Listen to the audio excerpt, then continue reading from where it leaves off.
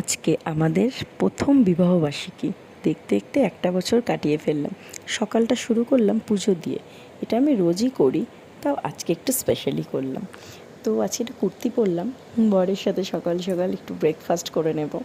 গল্প করছিলাম, চুলটা শুকিয়েও নিলাম একেবারে। শাশুড়ি মা আজকে পরোটা আর সাদা আলুর তরকারি করেছে, এটাই খাবো আজকে। আমার বর বসে পেপার পড়ছে। তো এবার ব্রেকফাস্ট করে নিচ্ছি। বেশ ভালোই হয়েছে সাদা আলুর তরকারিটা আজকে। আজকে সব রান্নাবান্না আমি করব। ছোট ছোট করে ইচ্ছে আছে করার। এখানে বসে পড়েছি ফাইনালি রান্না করতে। এখানে ডিম কষা করছি একদিকে, আর একদিকে মুরগির মাংস করছি, একদম কষা কষা। আমার বরের খুব ভাল লাগে ড্রাই ড্রাই চিকেন খেতে। বসিয়ে দিলাম একদম। চলো তোমাদেরকে দেখাই কি কি রান্না করলাম। আজকে আমি করলাম ছোট ছোট করেই করে ফেললাম। ভাত করলাম, একটু মুসুর ডালের পেঁয়াজ দিয়ে কাঁচা লঙ্কা দিয়ে বড়া করেছি, গোল গোল আলু ভাজা করেছি। আমার বরের খেতে খুব ভালো লাগে, আর পেঁয়াজ দিয়ে মুসুর ডাল।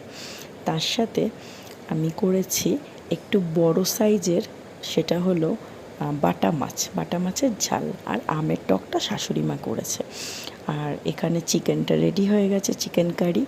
এটাতেও আছে চিকেন কারি, বেশি করে এনেছে আমার বর। চিকেনটা একটু করলাম, ওর যেহেতু খুব ভালো লাগে। আর ডিমের কষা আজকে মেনুতে এই করলাম দুপুরবেলার।